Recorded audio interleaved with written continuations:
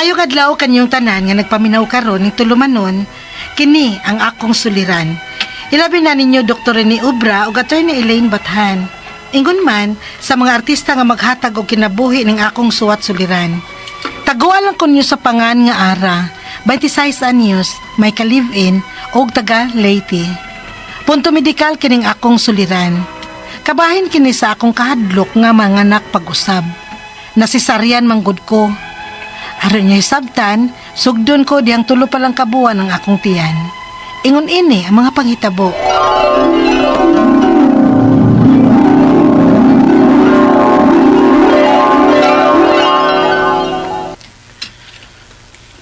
Mi, palit sa ko sigarilyo. Ay pagdugay diha kay mga unya ta. Gutom na taon ning buntis di. Ay, kadalira ko eh. Sigarilyo rin ako paliton. Di, basig may lami dito. Paliti ko, be. Ganahan ko mukhaon og tamis. Ay, sige ka ng tamis eh. Kaya makadako nas bata. Unya, kay na nga pamangko. Sugo manis bata. Paliti lang ko kapit atong biskuit nga strawberry flavor gani.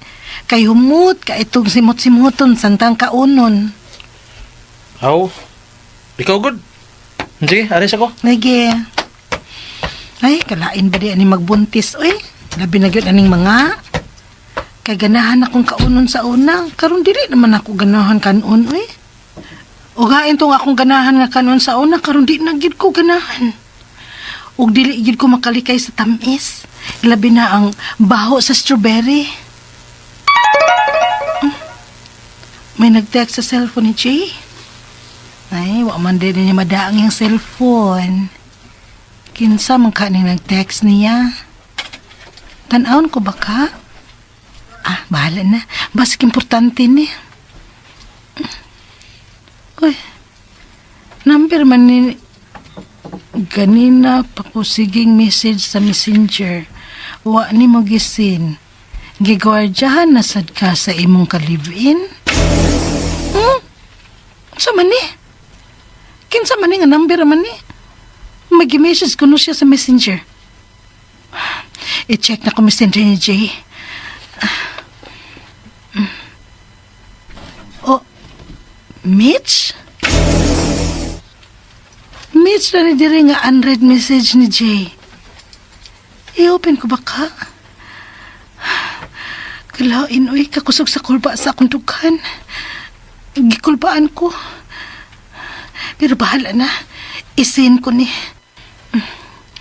Di ara tong imong gusto nga bikini nga atong gipalit ay angayan ba ko? Sulubon ko ni sunod kita nato ha. May laing babae si Jay. Yan ang biskuit mo ipapalit mo eh. Ay! Ako cellphone. Ngano yung mga nagilabay na ako? Tanawan mo cellphone dia. May lain di ka, Jay. Nagbinuang di ka na ako. Ha? Tanawan mo cellphone. Kapadiya. Tanawa kay patanaw ra ba kuno na niya ang iyang gi-chat nimo, ang iyang gi-message. Basta sexy oy. Dili pa riyas na ako ni borot na niya akong tiyan kay gipamabdusan ko nimo. Mabuhag ta, Jay. Mabuhag ta.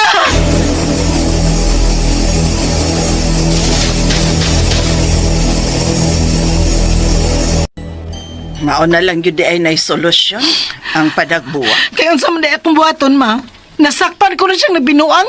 Unya dili na ko buwagan. Nagkinahanglan og amahan ng imong anak, Ara. Gikinahanglan sa imong anak si Jay. Ma.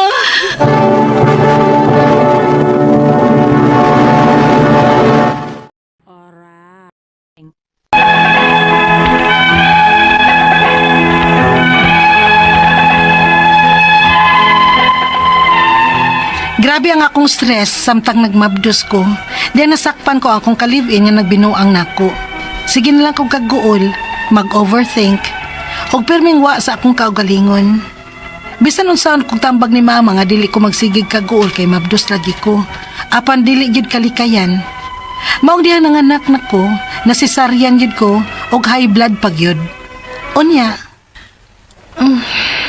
Mi, Oh, bawa, Ano na masab ka? ikaw ang nakaingon nga nasisaryan ko. Ngano ako man? Nga ang ingon sa doktor, maong isisaryan ka kay dili maubos ang bata. O nga naglisod ka sa pagpanganak. Ikay nakaingon na to. Ako? Tungod to sa akong pagmabdos. Nga sige kong kaguol tungod sa imong pagbinuang nako. Angit kay gihatag nga kalipay na ako. Samtang nagsabak pa ko. Human naman to, me. Na ngayon makupasaylo mo, di ba? Ayaw na lang ito balik-balik ako. Kaya wala naman ako magbinuang ron. Kamu na ni Bibi ang akong focus ka ron, me.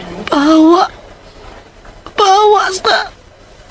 Marag mo saka ang akong dugo nga makakita ni mo. Eh,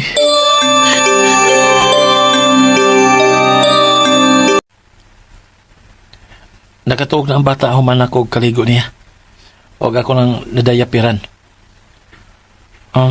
Me, follow up pa yaro ni mo check up. Pa-check up si yung BP. Hindi ko pa kuyog ni mo. Si mama lang. Sige. Ako na bahala sa bata. Ma, gikulbaan man ko. Hadlok man ka. Hadlok kong bipihan. Maguna-una pa lang ko kusog na kang kulba sa akong dukhan. Uy, ara, relax. Uy, aron di mo saka ng imong BP. Kung taas gihapon ang imong BP karon, posibleng paimnon gihapon katong tambal sa high blood. Pastilan ara. Uy, kabata pa nimong magtumar og maintenance tungod kay high blood ka na. Ma'am, ikaw na? Oh, ma. O sige na, lakaw na. Ikaw na kitawag sa assistant sa doktor, oh.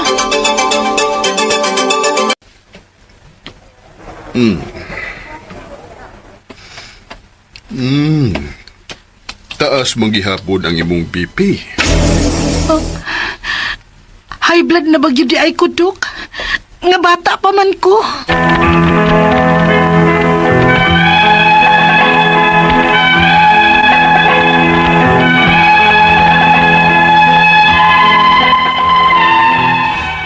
Batisay sa anyos pa man ko. Ug usapay akong anak. Mahadlok na noon ko mga anak pag-usab tungod aning perming taas ang akong BP. Ang akong mga pangutana mo kining musunod.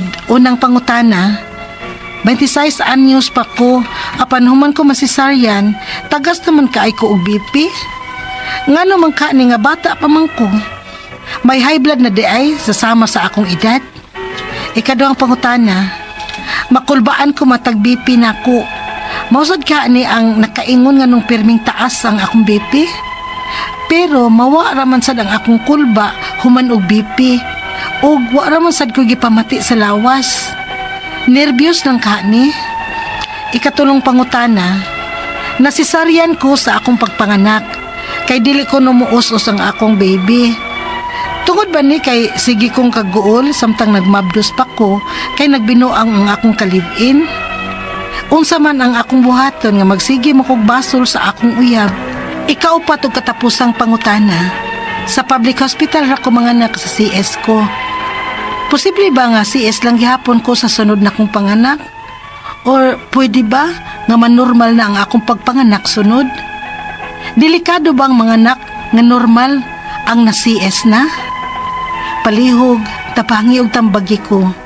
Kini ang akong suliran, Ara. Mayong adlaw mga suking tigpaminaw, dinhi sa programa kini ang akong siliran. Once again, ani na sa bako si Dr. Rene Obra magiguban kaninyo karong adlaw. Ako motambag sa inyong mga medical problems kay medical doctor man ako. Psychological, emotional ug behavioral ng mga problema tungod kay usa man ako ka psychiatrist ug mga problema may tungod sa mga ginadiling drugas. Kay usa man ako ka drug addiction specialist. Klase-klaseng pamaagi sa pagpadala sa inyong mga sulat-suliran ri kanamo. Pwede kanyo padala sa mong email suliran_612@yahoo.com or sa tong Facebook account kini ang akong suliran official writers page o driba sa mong buhatan sa 3rd floor Jose R. Martinez Building, Osmeña Boulevard ning Dakbayan sa Sugbo. Ang atong makutlo nga pagtulunan karong adlaw mao kini nga by being mindful you learn valuable lessons of weakness and strength. So we know our inunta positive o negative nga mga puwersa aning kinabuhi. Daghan lang kitag bantayanan. Kanilang focus lang kita. Unsa may mga angay pagabuhaton. So ang atong magtatampo karong adlaw si Ara. 26 years old, taga Leyte. Dapit sa Leyte, ingi mo Ara, basig sa sugod. Nasa live-in partner, niyang iyang problema tungkol kay mahadlok na siya nga manganak sa ikaduhang higayon. Kay traumatic ang iyang unang pagpanganak. No? So, sa dili pa nako tubagon ng mga pangutana ni Ara, belated happy birthday dia sa Leyte, no? Sa may Union Buntok, Southern Leyte ni Grace Diharme ug ni Honorable Judge Francisco Puray Jr. diha sa Buntok ug nanan siya na-assign sa hinunangan ug mga taga Tomas Opos Sigaw Kaloy Asiro, musta naman da Kaloy? Akong mga igagaw da, mga obra, mga Duran family sa Matalom ug sa Tomas Opos ug sa Sugod, Southern Leyte, no? The same is true to Nestor Obra da sa Maasin City. Sige mo kunis text na ko. Sa itong mga listeners abroad, no? Mga Barliso o Kimpan Albero family, mayong pagpaminaw. Minoy Gabisay, diya sa Bunbon, ba ning dakbayan sa Sugbo, ari lang o niya, diri sa Balay Pohon, pwede ang imong regalo, Minoy, no? Ug na ako gitamdan rin nga mga magpag-rate din sa tong programa, si mga Cantiros family diya sa Libertad, Tubigon, Bohol. Si Eugene, Romeo, si Tarsing, si Esperanza, ug kinsa pa ni si Gemma Canteros diha sa Greenfield, Inayawan, Pardo, Cebu City, maayong pagpaminaw. So, suma sa nabati na to sa drama, ang problema ni Ara tugod ni sa iyang kahadlok nga manganak na sa gusab, no? So una pangutana ni Ara, 26 years old naman ko, apan human ko masisaryan, tag-as man kaayo ko og BP. Ngano man kahaning bata pa man ko, may high blood na di ay sama sa akong edad. Well, at 26 na mga kaso ngayon ana. Kunya sa kining related to pagpanganak Ara, natay gitawag og pre-eclampsia, mo na ako may naman sa among ubigay ning isgutan subject sa una. Nga usa sa mga manifestations is mutaas ang blood pressure tungod kay maulagi na abnormal ang protein content sa imong urine o mga complications sa liver. Nasisaryan man ka, so akong ikuan nga wa gyud ka moagi og traumatic delivery, no? Pero in general kini mga babae mga prime kanang first time nga mga anak, nagani sila yung mga posibilidad nga magka-sepsis, mag-hemorrhage, nya na mga cardiac problem, nya uban diha nga ma-emotional. Mga problema nga postpartum depression, na mga problema nga postpartum psychosis. This is due to the drastic change in the amount of estrogen and progesterone. Na mga kaso po nga magkasakit og bipolar problem ang mga postpartum nga mga mothers.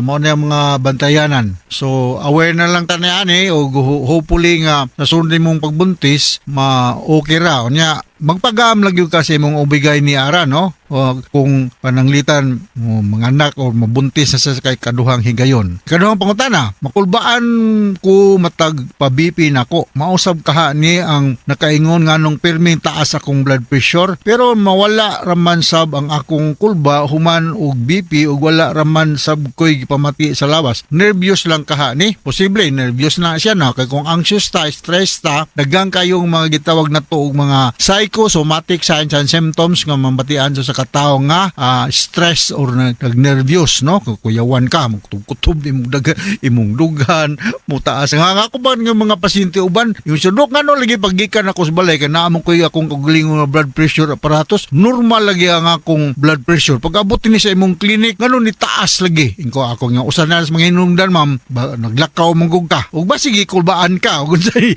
usa na siya sa mga mahimo na tong matumbok stroke nga hinungdan, no? Pero kung ang normal magod nga blood pressure is 120/80. Pero kung mulampas ang ka o ang borderline is 140/90. Beyond that, kinanglan nagyukaan ning mga tambal, no? Daghan man tag mga kuandang mga mga anti-hypertensive nga mga medications, but advice lang ko nga kinanglan by an expert, preferably internal medicine doctor or mas maayo gani og cardiologist, no? Ikatulong pangutana, nasisaryan ko sa akong pagpanganak kay dili daw muusos ang akong baby. Tungod ba ni kay sige ko kaguol samtang nagnabdos pa ko kay nagbinuang ang akong kalibin. Unsa may akong buhaton nga magsige man kog basol sa akong uyab.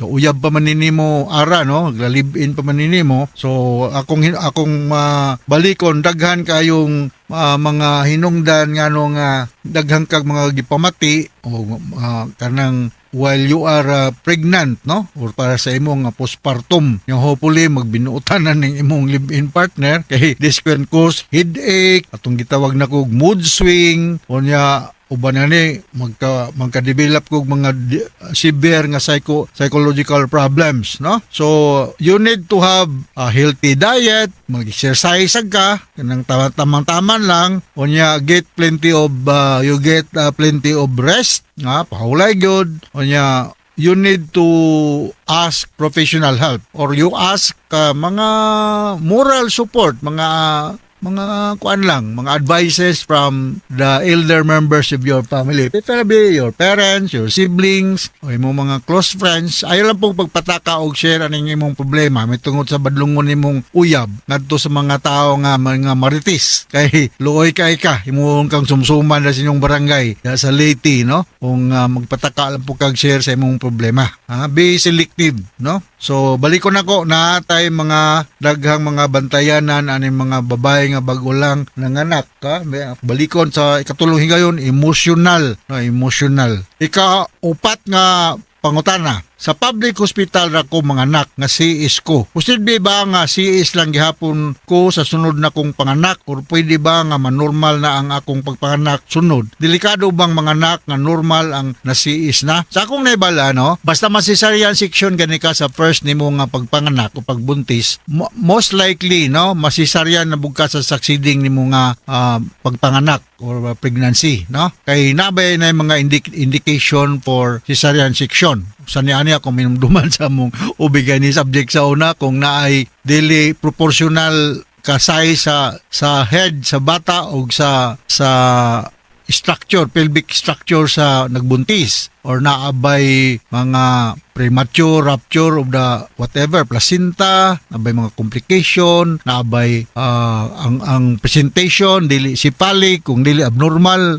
namay mo deliver pag putling kag maguna ang tiil, pero maglisod og deliver kung magbabag ang bata. So mao na mga indication nga cesarean section. So mo tungod sa pangutana, ma-public man ka o ma-private nga ubigay ni, basta kay cesarean section ka sa primero nimong pagpanganak, most likely cesarean section po ka sa kaduha nimo nga pagpanganak o succeeding nimo nga pagpanganak. So hinaot na kay nakutlo nga pagtulunan karong adlaw ara dia sa Leyte, no? Kung naa ka sa Northern Leyte, maupay na kulop sa inyong tanan diha, no? Maaram ako magyakan ng waray-waray pero good tiay la. Kung diha ka sa Southern Leyte, maadjong adlaw ninyong tanan diha, labi na diha sa Sugod, Southern Leyte. Okay? So, once again, ako si Dr. Rene Obra. So, from all of us here sa Radio Mindanao Network Production Center, Radio mo nationwide tatak aremen. Daghang salamat o maayong